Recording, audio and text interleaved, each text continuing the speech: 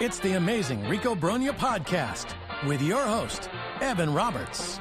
Rico Brogna. Welcome into episode 583 of the Rico Brogna.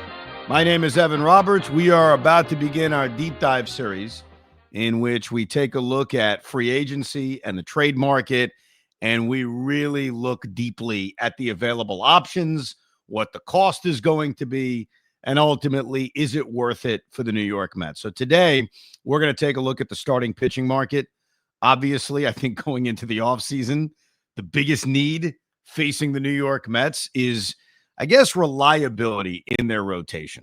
So we're going to go through all the free agent options. I'll give you my opinion on it. Hoff will give you his opinion on it. We'll look at what the salaries may look like. And ultimately, is this really worth it for the New York Mets? But before we get there, I do want to read an email, a question that was asked by Ryan. And it's a good question. It's a basic question.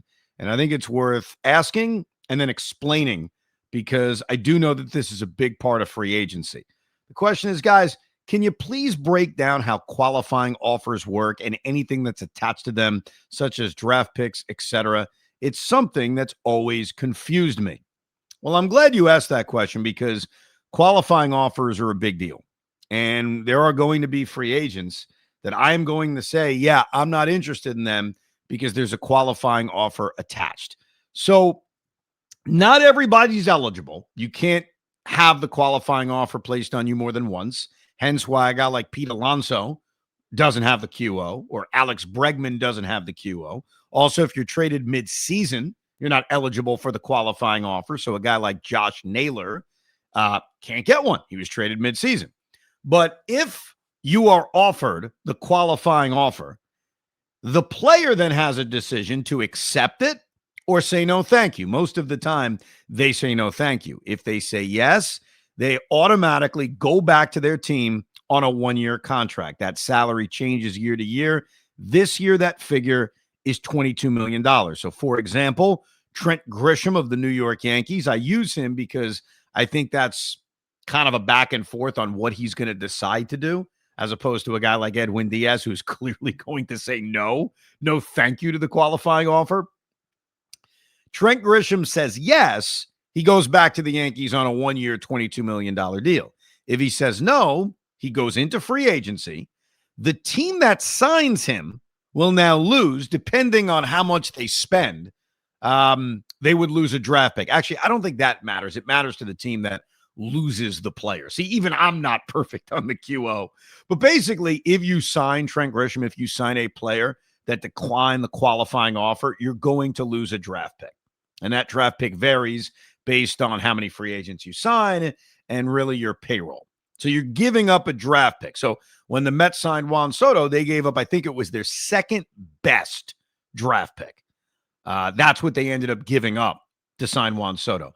If you lose a guy that you extended the qualifying offer to, you get a draft pick back. In the case of the Mets or the Yankees, since we're using Grisham as an example, that is usually after the fourth round.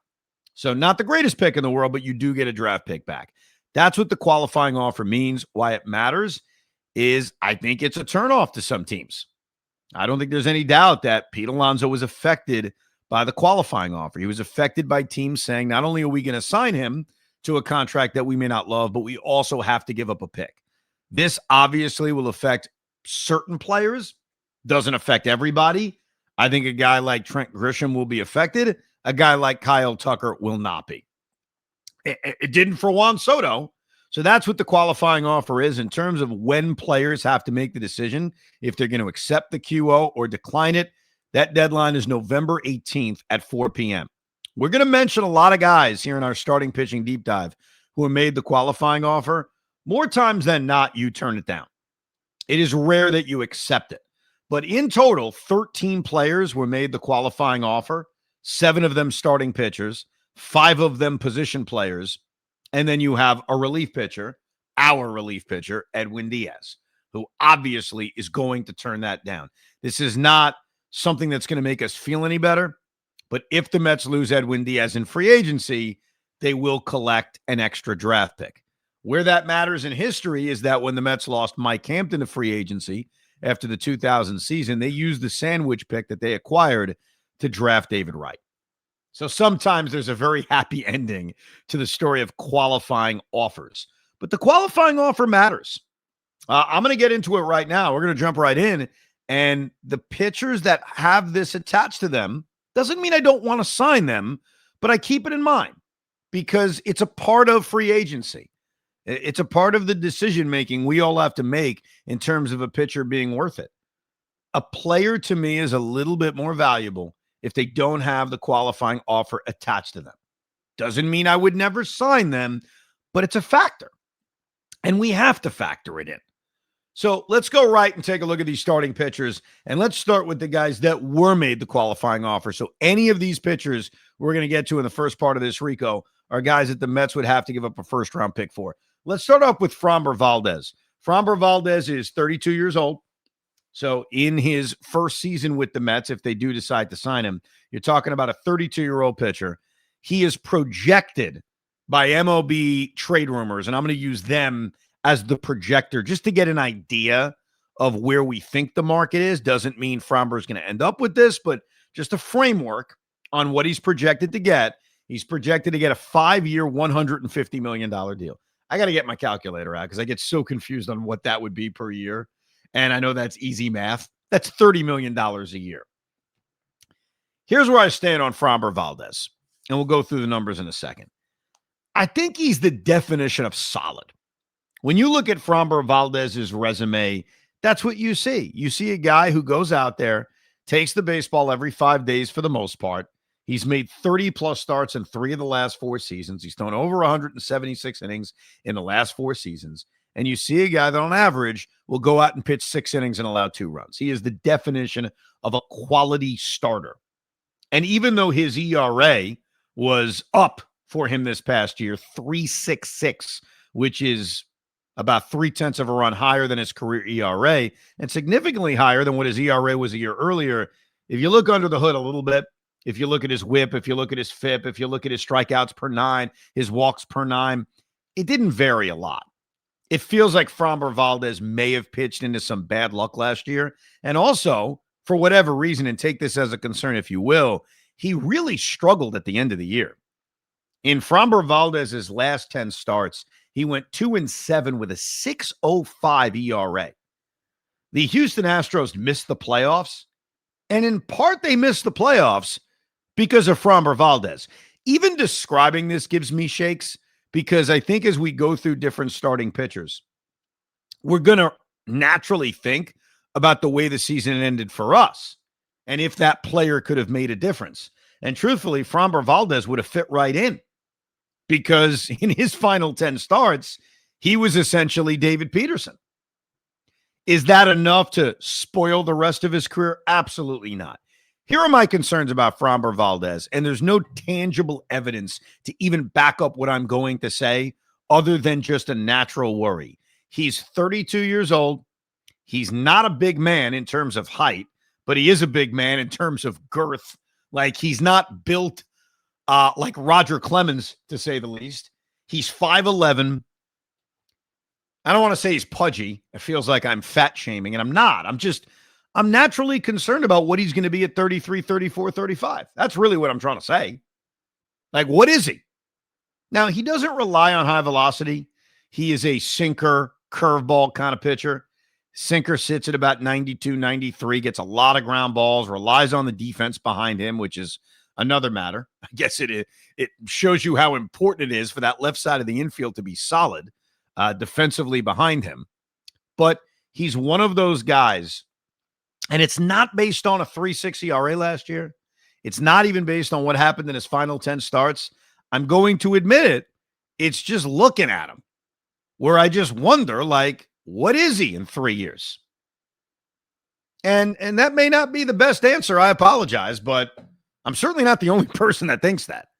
I just wonder what that 5-year contract looks like.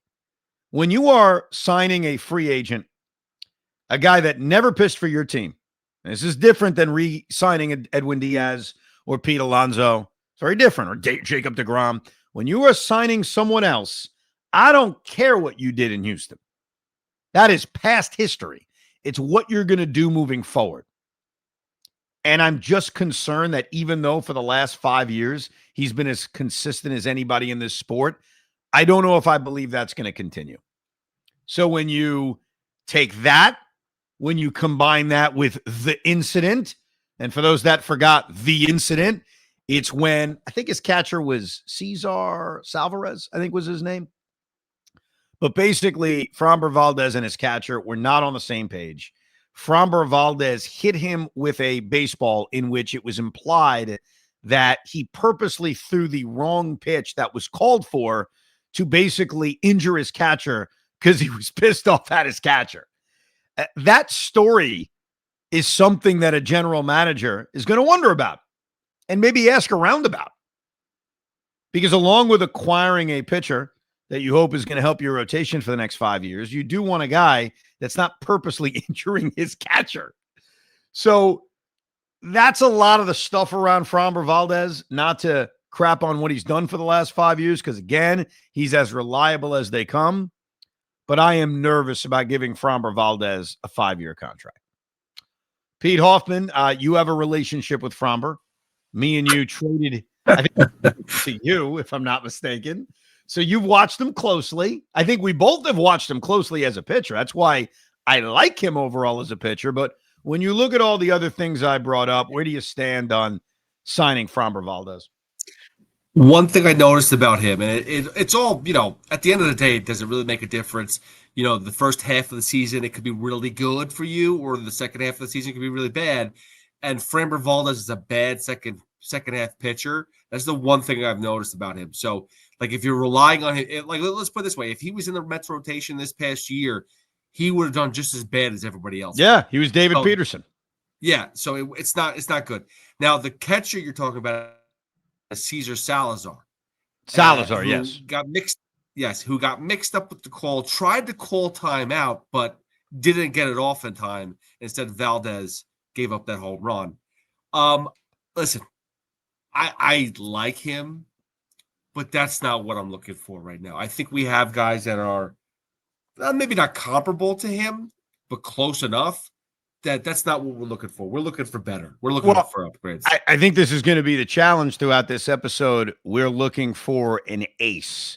And as I've said many, many times, there aren't a lot of them. They don't grow on trees. And so as we go through this, we can answer the question, is Framber Valdez an ace? The answer is probably not. He's good. He's reliable. He has postseason experience. He's a lefty.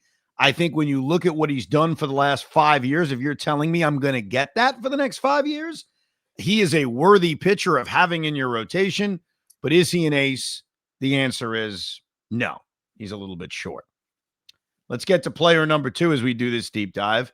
Another man who has made the qualifying offer, so keep that in mind. Zac Gallen. Zac Gallen will be 31 years old in August. So this is one of those split things. He's a 30-year-old free agent. So he goes into free agency as, I would almost say, relatively young. When you're 30 in free agency, you're not as young as obviously Juan Soto, but certainly for a starting pitcher, it's not bad. So Zac Gallen is the opposite of Framber Valdez in terms of what happened last year. You're going to look at Zac Gallen's numbers last year, and you're going to see a guy who made 33 starts. Fantastic. You're going to see a guy that threw 192 innings. Fantastic. And then you're going to see an ERA that is far and away the highest of his major league career, 4.83. But again, let's dive a little bit deeper into this. Was his fastball velocity down? No. Was his RPMs off? No. So what happened? There's no great explanation for it, but what we could tell you, and again, this is the opposite of Framber Valdez, is that in the month of August, as the Diamondbacks were trying to put themselves a part of this race, he pitched to a 2.57 ERA. So Zac Gallen got better as the season went on. He had a couple of bad starts in September that spoiled the numbers a little bit. But in the month of August, he did pitch to a 2.57 ERA. My concern about Gallen, and I'll go through these numbers real quick, is that while like Valdez, he's reliable. Last 4 years, 3 of the 4 years, he's made 30-plus starts. He's thrown 150 innings every year of his career since the pandemic, which I would not even count. So basically every year as a full-time starter in the midst of his career, post the Marlin trade, when he was traded to Arizona, he goes out and takes the baseball every 5 days. But I have noticed a statistical decline that's backed up on every metric. In 2022, when Zac Gallen got Cy Young votes, he made 31 starts and pitched to a 2.5 ERA. Led the league in whip. So base runners, there weren't many of them. Gave up the fewest hits per 9 innings of any pitcher in baseball. This is 2022.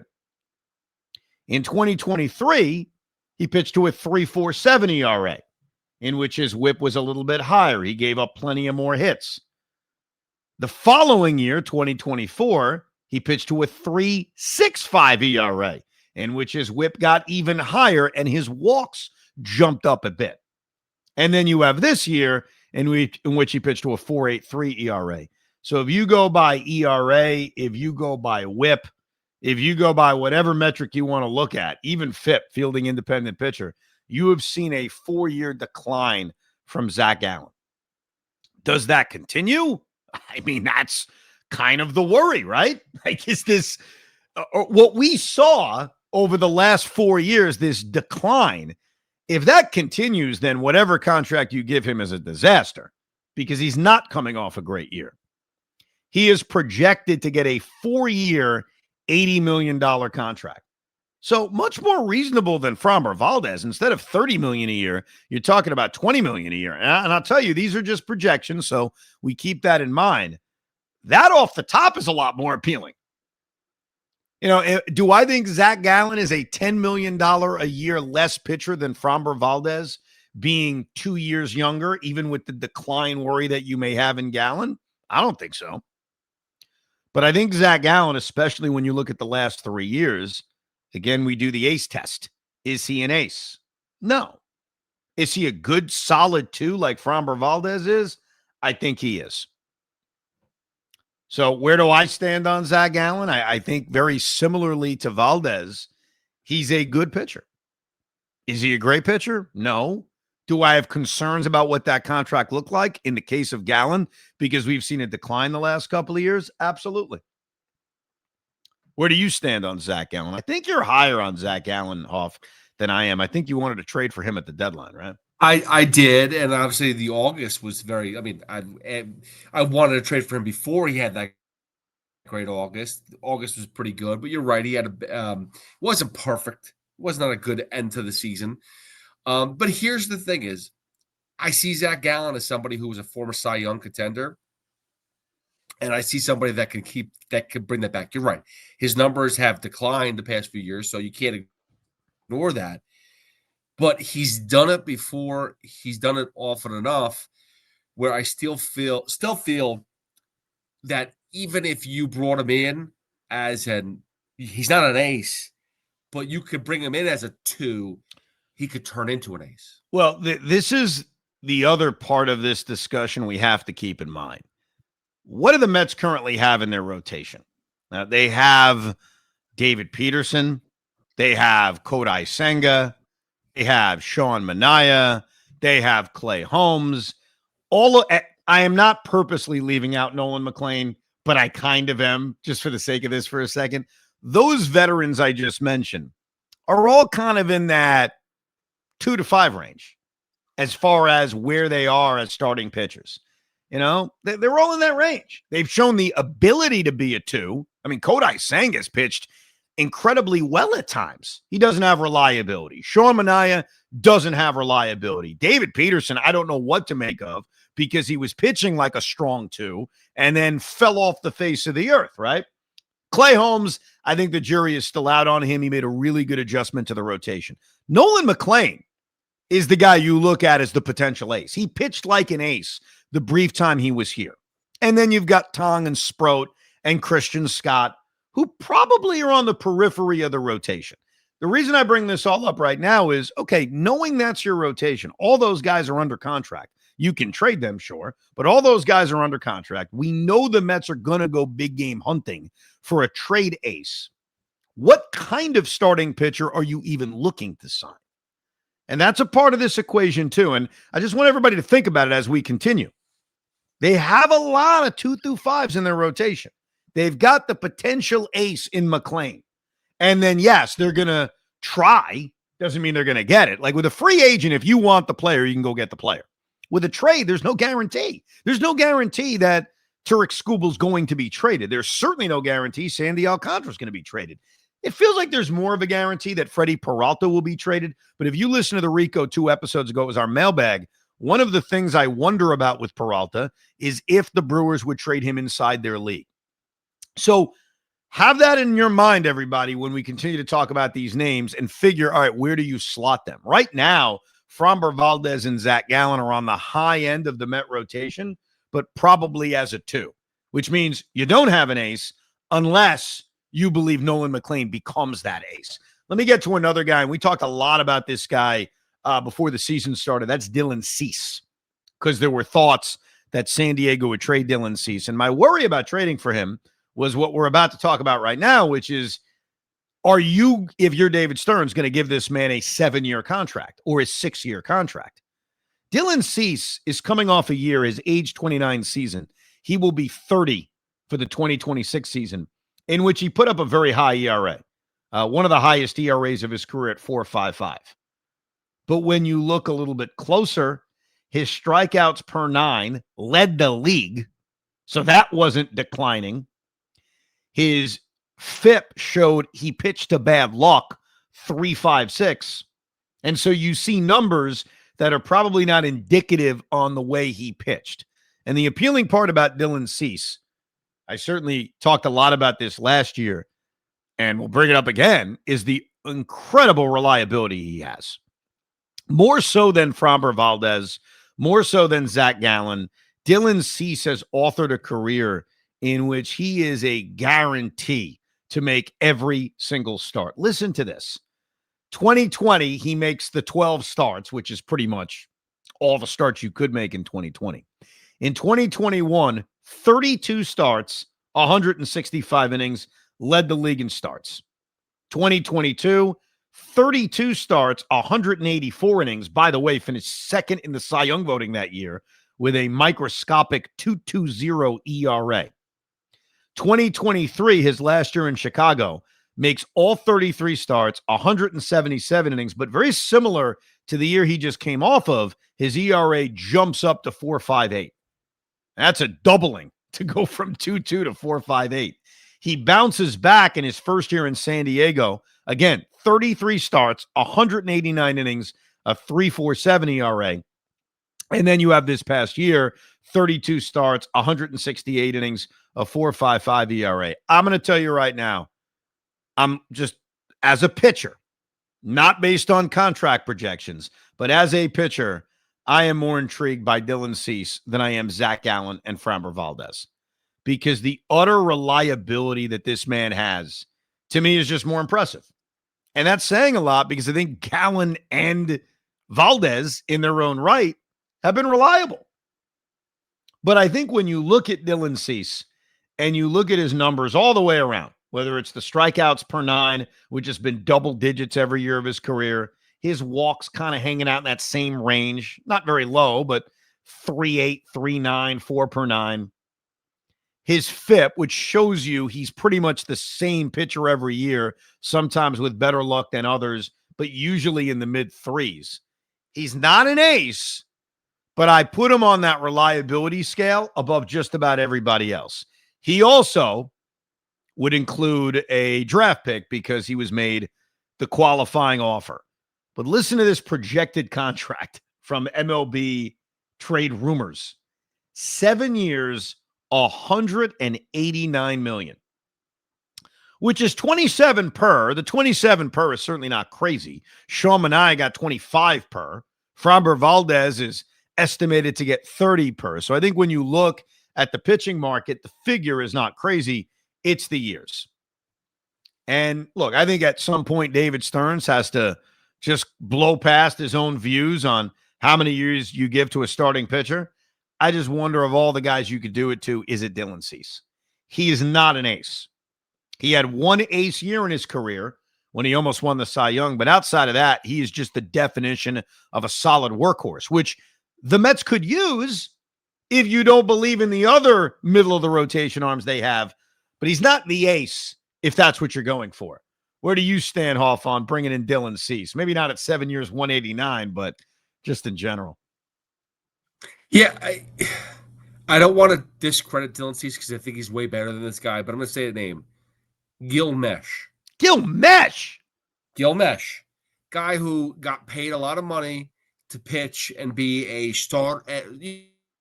top starter for I think it was Royals at that point in time where he made that 5-year deal. Yeah, he left Seattle to go to Kansas City, yeah. Yeah, and he ended up giving up. I think he gave the money back because he just was not that guy. Dylan Cease, the strikeout total, the strikeouts for him is phenomenal. So I'm not going to knock him there. But his numbers are way too inconsistent to me. Just looking at ERA and whip, every other year it seems like his whip is way high. Like we're talking about like 1.4s. We're talking about his ERA could be like this year was a 4.55 for ERA. He does have those like minimal years where he had a 2.9 in the past, but it could be inflated. So whether it's luck or whatever the case is, he has those years where he's just not perfect. Again, we'll eat innings, so that's important because rather than going through the Syracuse, train or whatever that we have for looking for minor leaguers and see if we can break somebody up to make a random start here and there, he'll make the start. Is it good enough? And I don't think for that contract, for a 7-year deal, 189, it's not worth it to me. I mentioned a few minutes ago the current rotation members. Think about what's here and what's needed. And one of the things I was screaming about last offseason was, man, this rotation could use some reliability. And I wonder if that story is the same. And the truth is, yeah, it is the same. In fact, it's probably louder today than it was a year ago because when you look at this rotation, Kodai Senga became less reliable.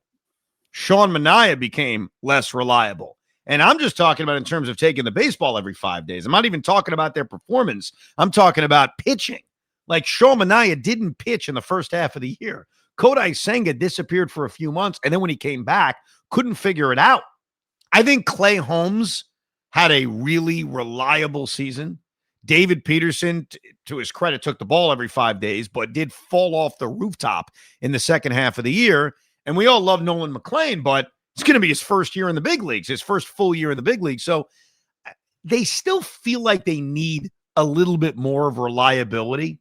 And Dylan Cease does provide that, to say the least. I do like the Gil Mesh comp, though. I mean, Dylan Cease was a lot better. It was just more random that, first of all, who knew we'd mention Gil Mesh? And number two, he was a guy that took the baseball every 5 days. I think he wasn't as good as Dylan Cease, but I get the comparison that, that was his claim to fame back in the day with Seattle. So Hoff trying to redeem himself for his terrible My Mets plan edition of the Rico Brogna. Let me just tell you something. I have some hidden gems that I've been holding on to forever. They might come out like once every 20 podcasts, but they will be found. All right. Very nice. Let's get to another guy who made the qualifying offer, Michael King. It's funny. The appeal of Michael King is that I don't think he's going to get a long-term contract. That because he had a year in which he missed half the season, that is going to be enough for teams to say, he's only had one full year as a starting pitcher. Are we really giving Michael King a 7-year contract? When you go back to 2024, after he was acquired by the San Diego Padres, he had a great year. Like, great year. He got Cy Young votes. Had an unbelievable year. And I think looking ahead, you probably saw an elite level free agent. You saw a guy that was going to just hit the jackpot, because even though he's entering his 30-31 season, because Michael King right now is technically he's 30 and he's going to be 31 in the middle of May.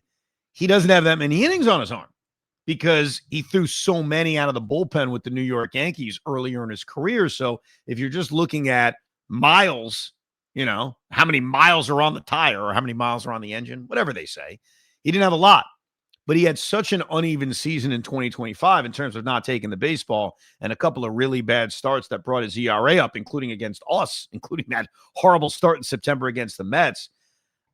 I'm intrigued by getting Michael King on a 3-year deal. Now, Is Michael King going to accept that? Is Michael King better off signing a 3-year deal with an opt-out after one, where if he has a big year, he can re-enter free agency? Maybe.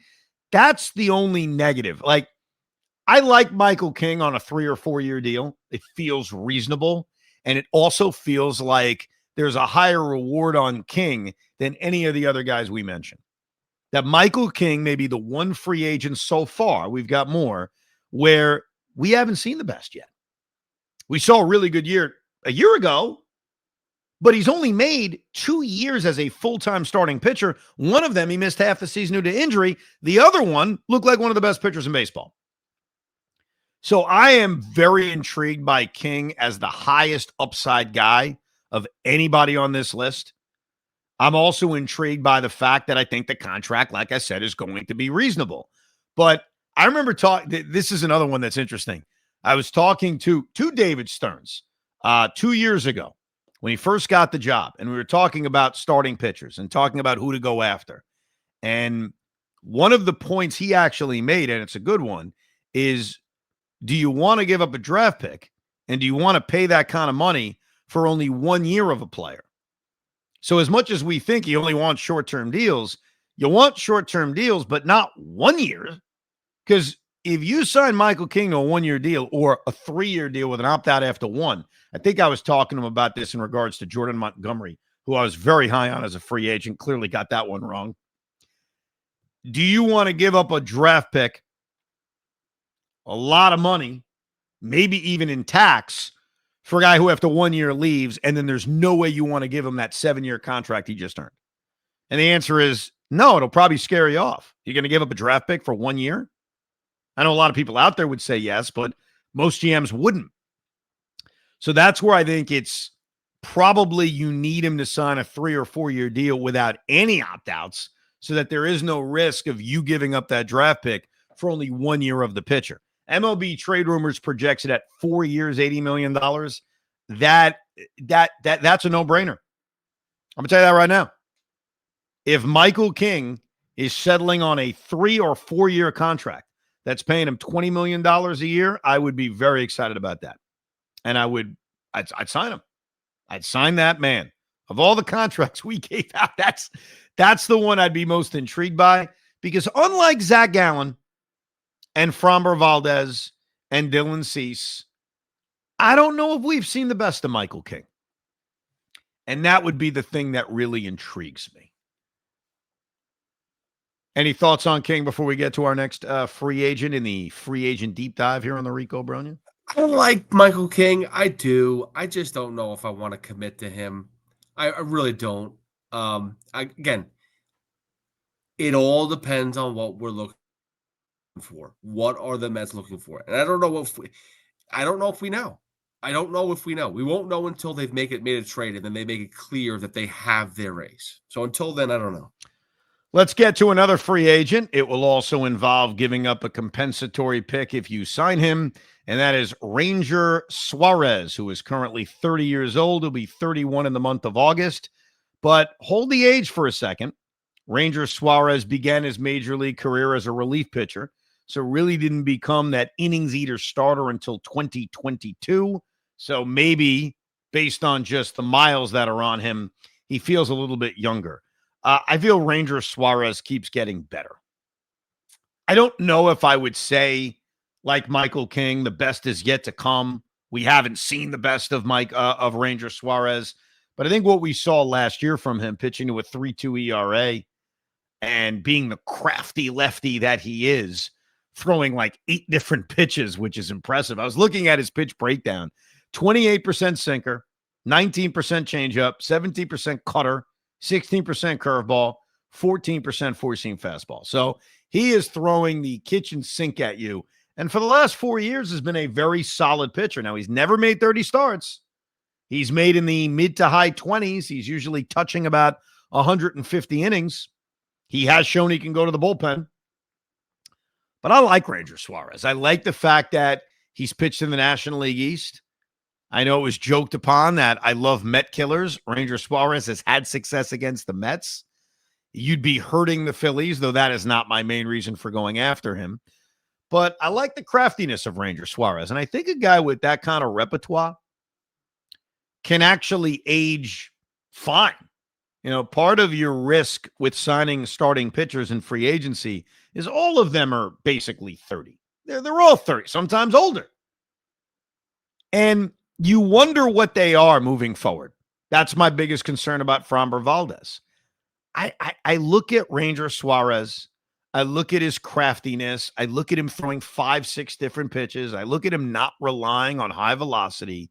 And I say, I think that's a guy who can be good for the next 4 or 5 years. I think he'll find a way to be a solid middle to top of the rotation arm for the next 4 or 5 years. And adding another lefty. Why not? I mean, I like having a lefty in this rotation. David Peterson isn't going to be long for this world. Remember this about David Peterson. He's a free agent at the end of next season. Are the Mets paying David Peterson? I don't know. I guess they could. It's possible. Let's see what kind of year he has in 2026 if he's even around. So I like the idea of adding a lefty to this rotation. Mets have a lot of right-handers in their system. Sproat's a righty. Tong's a righty. McLean's a righty. Christian Scott's a righty. I like his craftiness. He is projected to get a 5-year, $115 million deal. So these guys are all kind of in that same price range, between $22 and $30 million. Ranger Suarez. Howie Rose tweeted he would like to sign Ranger Suarez. I don't know if that endorsement will change any Met fans out there. Howie is, of course, our deity as the radio voice of the New York Mets, but he threw his hand in there and said, give me pitching's in danger. Give me Ranger. So here's where I feel like we could do a dirty move to the Phillies. Like Zach Wheeler going to the Phillies, I feel like taking Ranger Suarez from them would be awesome. Now, I'm not saying that Suarez is with Zach Wheeler. I'm definitely not saying that. But I feel like since he's been a starting pitcher, he's pitched rather dominant. I mean, for the most part, he's looked really good. Is he going to pitch 32 games? Probably not, but still 26 is really good. And I think that, maybe in division, maybe he's somebody that can actually unlock something where, we're playing the Phillies. Maybe he knows something that would help the rest of the rotation face the Phillies. Maybe that's something that he knows. He also has great postseason numbers for whatever that's worth. An ERA that is microscopically low. Next up is Brandon Woodruff. Again, another guy with the qualifying offer. Right now, all the starting pitchers I mentioned have been made the qualifying offer. I assume they're all turning it down. And the Mets would have to give up a draft pick in signing any of these players. Brandon Woodruff is a little bit older than some of the other names we've talked about. Valdez, 32, Gallen, 30, 31 in August, Cease, 30, King, 30 to 31, Suarez, 30 to 31. Brandon Woodruff's 33 years old. He is coming off of Tommy John surgery a year ago. He came back from Tommy John this past year, made 12 starts from Tommy John surgery, pitched really, really well. I'm going to try not to be scared off by the draft pick aspect of it. Brandon Woodruff is appealing because of the short-term nature of the contract he's clearly going to have to sign. I speculate, or we speculate, about Michael King not being able to sign a long-term deal because he missed half of the season last year. I think when you look at a guy who's going to be 33 at the start of the year, who missed the entirety of 24 and half of 23 and half of 25, like he just hasn't pitched a lot in the last 2 years. It's tough to imagine that he's going to be able to demand a 5 or 6 year contract. I think it's probably going to be a 3-year contract. I don't think he's going to accept the qualifying offer, because I guess you could think of him and say, well, should he accept the qualifying offer? I think he could do a 1-year deal elsewhere or back in Milwaukee potentially, I guess, and get better than $22 million a year. Brandon Woodruff is, I don't want to call him an ace. I think he's got ace-like qualities, if that makes any sense. Like, we've seen him pitch like an ace. I guess you could say that about, well, certainly Zac Gallen had the 1 year where he pitched like an ace. Dylan Cease had the 1 year where he pitched like an ace. It feels like when Woodruff is healthy, he pitches like an ace. Like, listen to these numbers since post-pandemic. And it's not a lot of innings. That's the thing. He's missed a lot of time. So you don't get that reliability factor from Woodruff, especially removed from Tommy John surgery. But 2021, he makes 30 starts, pitches to a 2.56 ERA, fifth in the Cy Young voting. He follows that up in 2022 by making 27 starts, pitching to a 3.05 ERA. Follows that up in 23 prior to his injury, only 11 starts, a 2.28 ERA. And then last year, 2025, comes back from the injury, 12 starts, 3.20 ERA, and in his first handful of starts, he was unbelievably good. So he feels like a guy who's pitched like an ace. Does David Stearns like him more because of his time in Milwaukee? I don't know. That would be us just purely speculating one way or the other. Does he like him a lot more because he's so familiar with him? I don't know. I would tell you I do like him. I remember we talked about the Mets signing him coming off of Tommy John surgery with the thought of get him on a 2-year deal or a 1+1 deal. Maybe he comes back and he contributes. Well, they could have used him. I mean, if they had pulled that off and he rehabbed the same way, those final 12 starts would have very much helped the Mets. They're probably a playoff team. They're definitely a playoff team. So my intrigue in Woodruff is on a 3-year contract. Same thing I talked about with King. If you're giving up a draft pick, I don't want to do it on a 1-year deal. So at 33 years old, but not a lot of innings the last few years, age 33, age 34, age 35, that would be my sweet spot on a guy like Brandon Woodruff. But he's one of those guys where he's not an ace, but I feel like more than a lot of the other guys we mentioned, he feels like he could be an ace, or at least give you one more year of an ace performance. He's definitely the most reliable two that I think we could see. Like, his downside is not very down as long as but you can't say reliable because he doesn't pitch enough. You can say his downside isn't as bad. I'll give you that, but you can't say reliability because he doesn't pitch enough. Right. But his downside when pitching is not bad. That's the best way to explain it. Fair enough. So yeah, but you nailed it though.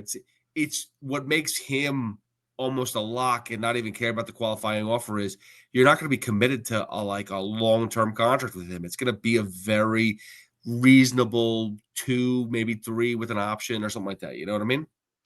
Last guy who was made the qualifying offer is Shota Imanaga, who is 32 years old. He'll be 33 in September. He was awful at the end of the season. So I almost look at his numbers from this past year, which were fine, 3.73 ERA, but he was actually a lot better than that and just fell off at the very end. His rookie season a year earlier, he actually finished to a 2.91 ERA and finished 5th in the Cy Young voting. So he had a really, really good rookie season. But last year, injuries affected him. I don't think there's any doubt. Just to give you a little perspective on this, in the middle of July, his ERA was 2.40. Then he had a game against the White Sox in which he gave up 7 runs and 12 hits in 3 innings. He had a couple of good starts in August that brought his ERA down to 3.08 going into September. And then he had some awful starts, including the last start of the year against us. We bombed him, if you recall. Gave up 9 hits and 8 runs in 5 2/3 innings, which brought his ERA from a very respectable 3.37 to 3.73. So it's an odd season from Shota Imanaga. Look, I'm going to tell you right off the top, I have no interest in signing him while also giving up a draft pick. And I think I've shown you throughout this episode, I'm not going to refuse to give up the draft pick. I just want to be judicious in how I do it. And a guy who's 33 years old, who had an awful September, was awful in the playoffs. I don't truly know how good he is. There are some indicators that last year's good ERA was due to really good luck. I don't love it. Like, if you're telling me there was no draft pick attached to him and I'm getting him on a 1 or 2 year deal, fine. But he doesn't excite me. It's not somebody I'd go gaga over. His projected contract is 3 years, $45 million, which is only 15 per year, which I guess leads you to wonder that maybe he would accept the qualifying offer and go back to Chicago. I think there was a mutual option that they both declined that even got him to free agency. So my interest in Shota Imanaga is tepid, which gets us to everybody else. And I'm going to name a lot of names now in the next few minutes. they are back of the rotation. Some are veterans, some are just mediocre, but these are the other starting pitching free agents I want to touch on. And we'll get to the Japanese pitchers in a second, too. I always mention, I don't know. We didn't see them pitch, but we try to do as much research as we can. Merrill Kelly. I'm going to scratch Merrill Kelly off the list immediately. I had heard after he was traded to Texas that he had no interest in pitching in New York. So if he doesn't want to pitch in New York, I'm not interested in either. Zac Gallen, solid back of the rotation arm. Like if the Mets are using a lot of arms to trade for this ace that we're dreaming of, Hunter Green, Tarek Skubal, Sandy Alcantara, and they just want to add some more pitching depth, I think Zac Gallen is an interesting guy. Jordan Montgomery is coming off of Tommy John surgery. He's not even in Arizona anymore. He's in Milwaukee. I don't know if any of us realized that, but he was traded to the Brewers. I was a big Jordan Montgomery guy. You want to sign him on a let's see what he's got kind of deal. I don't think there's much risk to it, but certainly he doesn't add reliability to this rotation. Walker Buehler, I kind of look at the same way. He had a miserable year last year for Boston, ends up getting DFA'd, released, ends up with the Philadelphia Phillies. No, it's a project. It's a maybe you get lucky, but I don't think David Stearns is in any position to try any more let's get lucky moves. Chris Bassett. Chris Bassett was damn impressive in the postseason. And also, he brings that reliability. I know that we're looking for an ace. He's certainly not that. I don't know how he feels about coming back to New York after he made some of the comments he made at the end of the 2022 season. He's projected to get a 2-year, $38 million deal. Lucas Giolito. Lucas Giolito, who the Red Sox decided not to bring back because they had an option on him, and they said, we're good. Lucas Giolito, very similar to what we talked about earlier with Dylan Cease, ironically, they were teammates, is Mr. Reliable. The problem is 2024, he missed all of the season. He had Tommy John surgery. But outside of that, look at his career. 32 starts in 2018, 29 starts in 2019, 12 starts in 2020, which is essentially a full year, 31 in 21, 30 in 22, 33 in 23. And much like Cease, there's a lot of up and down nature to him. And what he did with Boston was he made 26 starts and pitched to a 3.41 ERA before, unfortunately, he got hurt right before the postseason. He is one of those others, because this is the other category when it comes to starting pitchers that I am intrigued by. I think he's a cheaper version of Dylan Cease. He's not going to cost nearly as many years. He's not going to cost as much money. And Lucas Giolito is only 31 years old. He'll be 32 in the middle of July. So a little bit older than Cease. But considering he's going to be projected to get a 2-year contract, there's no draft pick attached to him. I'm interested. He would give you a level of reliability. I know it's tough maybe to use that word considering the time he's missed, but still, I do think he brings that. You've got Justin Verlander, Max Scherzer. I got to mention them. They are free agents. They bring the familiarity of coming back in a much different role, though. They would be coming back as back of the rotation guys, to say the least. Patrick Corbin, Miles Michaelis, Nick Martinez, Tyler Anderson. And I'll throw a name at you. I was reading about this guy the other day. Cody Ponce. I think it's pronounced Ponce, Ponce. He's actually a former major leaguer, last pitched in the major leagues with the Pirates in 2021, where he made 15 appearances and pitched to a 7.04 ERA. You may be asking yourself, why are you bringing this man up? What does he mean? Well, here's what he means. He just pitched in the KBO. He went to Japan. Here were his numbers in Japan. And this will be a nice segue to the Japanese pitchers we're about to talk about. He's not a Japanese pitcher, but he pitched in Japan. 17-1 with a 1.89 ERA. He struck out 252 guys in 180 innings with a whip of 0.93, 12.6 strikeouts per 9 innings. I mean, and by the way, I'm looking at his other numbers in Japan because this was not his first season there. They weren't good. So this is a complete out of nowhere resurrection by Cody Ponce or Cody Ponce, however you pronounce it. I actually don't remember him in the major leagues. I wish I did.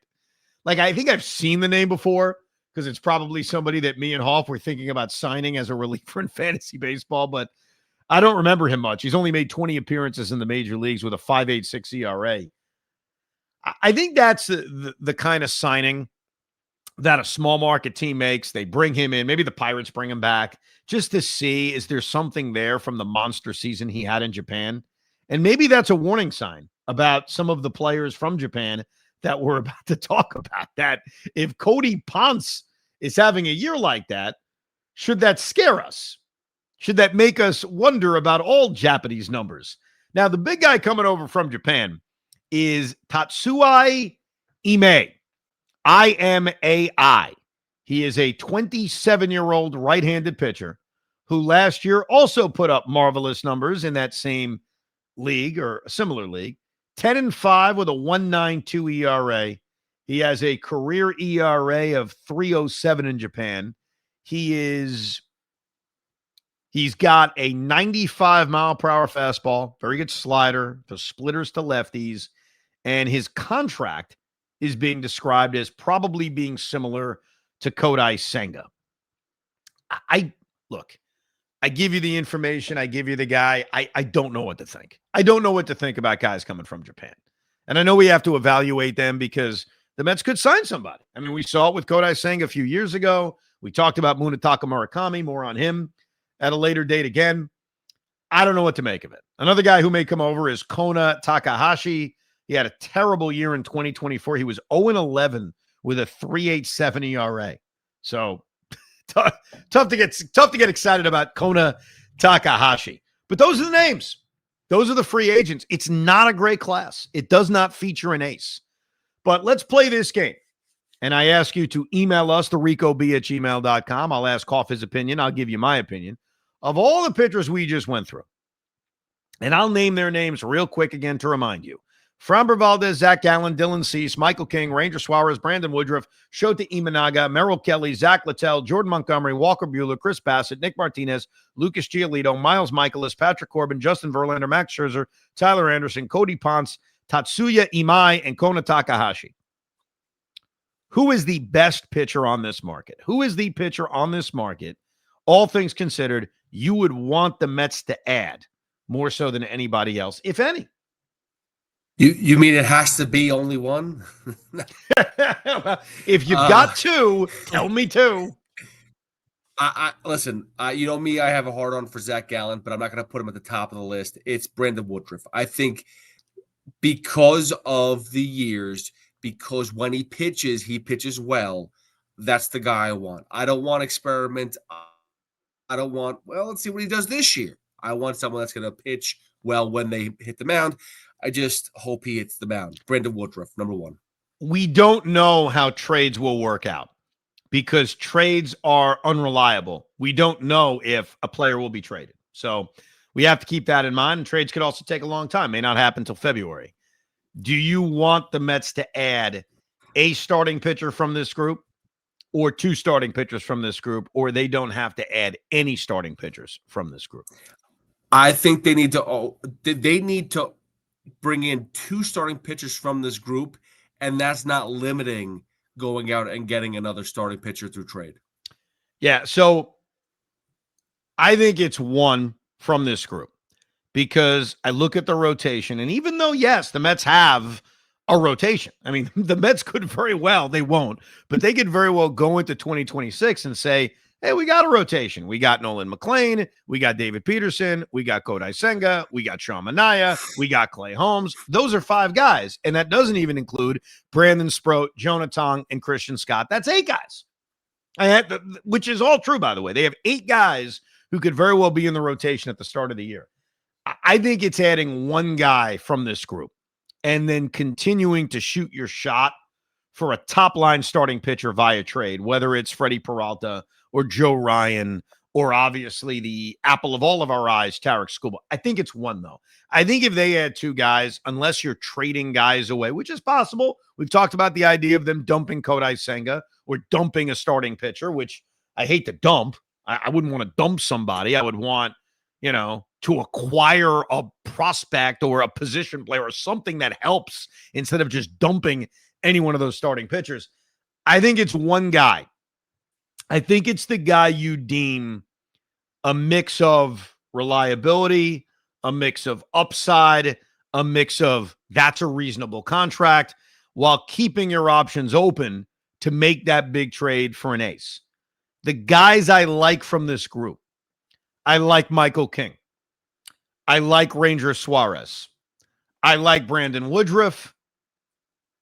And I like Lucas Giolito. I admit Giolito is more on the bottom end of this, but those are the guys that intrigue me. And maybe ultimately Giolito would be the best one because you're not giving up a draft pick. You're not going to have to give a lot of years. You're going to get that guy on a reasonable contract. I will include Dylan Cease in that too. I like Dylan Cease. I think I'm so turned off by what I think he's going to get.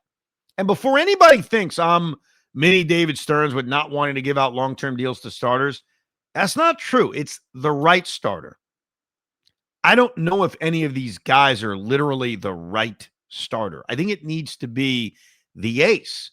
Like, I raised my hand. I wanted to do it with Brandon Woodruff, with Corbin Burns. It wouldn't have worked. I thought he was the guy. I was willing to take that risk with him. Max Fried would have been a guy that you're willing to take that risk with.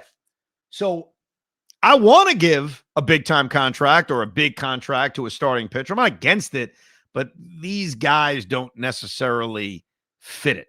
So I think all things considered, I'm very intrigued by Lucas Giolito. But in terms of the upside and the potential, I think Michael King certainly provides that. So I got a few names. I mean, do I have to pick just one? If I had to pick just one, I guess I don't know. I don't want to pick just one. It's those guys. Those are the guys I like, though. Those are the guys that I would say, hey, that's a good signing, assuming they get them on a reasonable deal. Listen, I get it. You have a lot more to pick from than I do, and what's the ideal? You say the Mets are probably only going to get one, but if you had your choice, what would you want? I would want one of these guys, and I'm going big hunting for Skubal.